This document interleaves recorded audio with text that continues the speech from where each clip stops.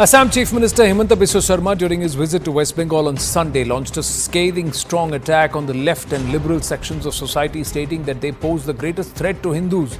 Addressing a public gathering, he said, and I quote, "I believe that leftists and liberals are the biggest threat to Hindus." Himanta Biswa Sarma further argued that Hindus were not endangered by Muslims or Christians but by those within their own community who, according to him, are weakening Hindu society. He accused West Bengal Chief Minister Mamata Banerjee of undermining Hindus. He said, and I quote again, "Mamata Banerjee has inherited the tendency to weaken Hindus in Bengal from the leftists and the liberals," unquote. In his speech, Himanta Biswa Sarma drew historical parallels invoking Mughal Emperor Aurangzeb. He stated, quote, "Aurangzeb vowed to destroy Hinduism, but Hinduism did not end. Aurangzeb ended," unquote. Let's go across to Pradeep Bhandari, national spokesperson, BJP, Tausif Khan, political analyst, and Dr. Anand Ranganathan, author. Namaste, Jai Hind, everyone. Thank you very much. Dr. Ranganathan stays on. But Tausif, how would you respond to Himanta Biswa Sarma? True, false? No, Mr. Biswa Sarma, Himanta Biswa Sarma is a very interesting character, you see. Not very long ago, he said that Assam is under threat, that Assam will be taken over by Muslims, and that he will not allow these Mia Bhai to take over the state of Assam.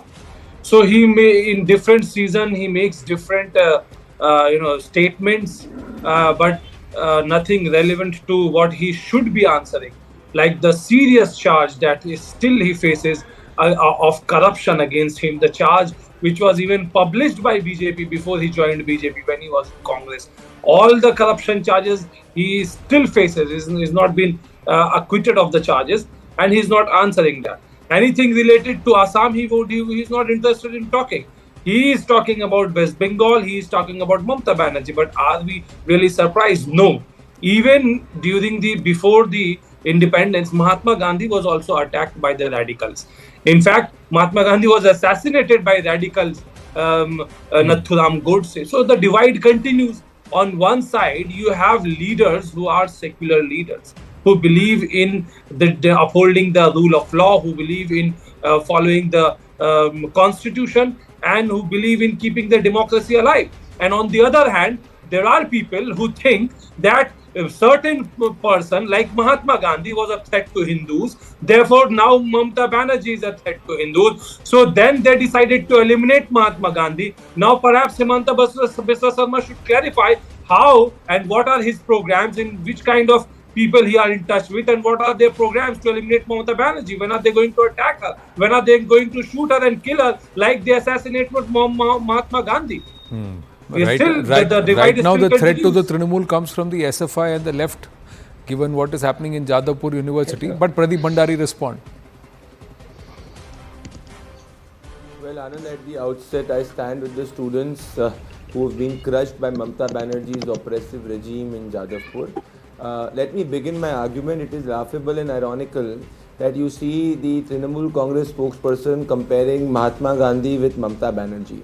The only comparison which draws near to Mamata Banerjee is that of Aurangzeb, and I will state facts because my friend from the Trinamool was more about emotions, less about facts. Fact number one, Aurangzeb hated the Hindus. The reality is Mamata Banerjee himself has said that she dislikes the slogan of Jai Shri Ram. Fact number two, don't interrupt. No, please, I have just let him complete, then you respond. Let's have that bit of sanity, please. Okay. Yeah. Fact number one, let me just draw a parallel. Aurangzeb hated the Hindus. Mamata Banerjee on record has said that she's against the slogan of Jai Shri Ram. That is what she's made the stand in 2021 elections. Aurangzeb was against the Hindu festival. Just recently, Mamata Banerjee's administration was trying to get a notification which wanted to reduce the holiday for Vishwakarma Puja. Fact number three is that Aurangzeb had focused on increasing the population of the Muslims, and under his regime the population of Hindus came down. The fact is that under Mamata Banerjee the rate of growth of Muslim population is much more higher than the rate of growth of Hindu population, and the rate here is fastest compared to any other state.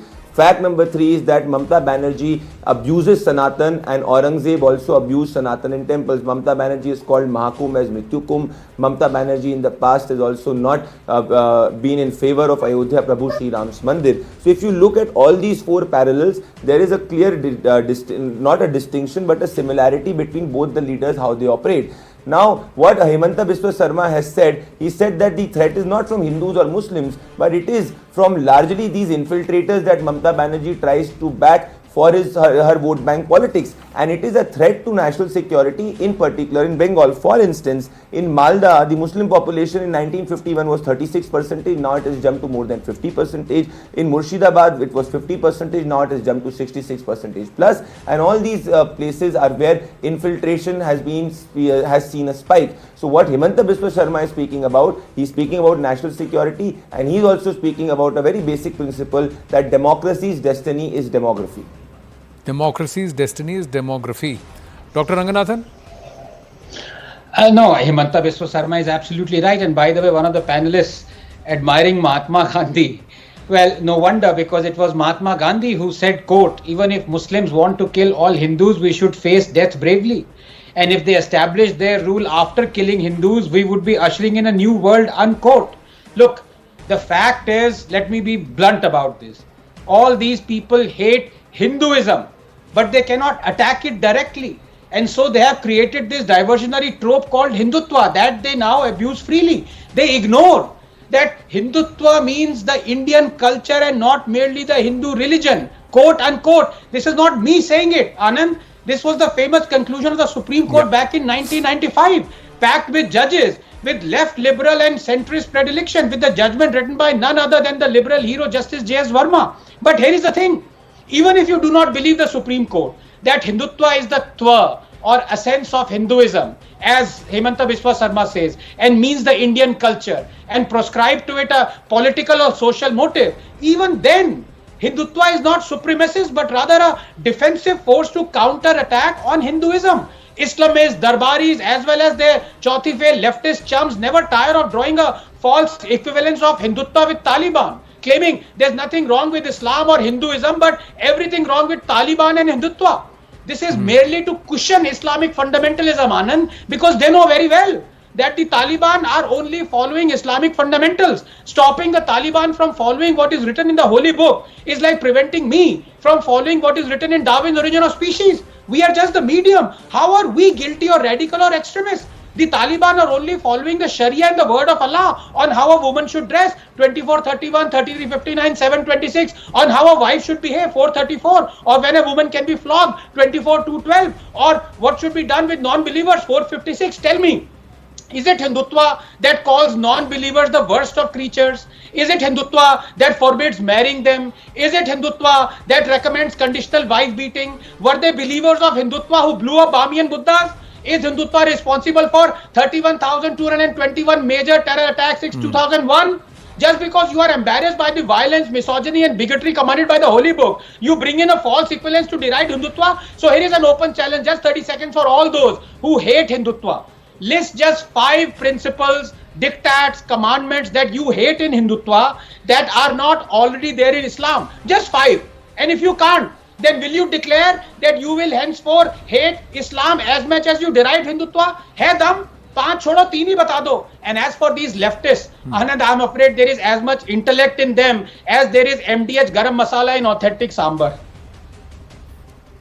Well, sambar itself is a byproduct of a dal that was supposed to be made for Sambhaji Maharaj, and it turned out differently because they added tamarind to it. So it was not MDH masala there. But coming back to the aspect that what Himanta Biswa Sarma said, he was not even talking as much of Islamists and radical forces as much as he said that a lot of these people who call themselves leftists, liberals, etc.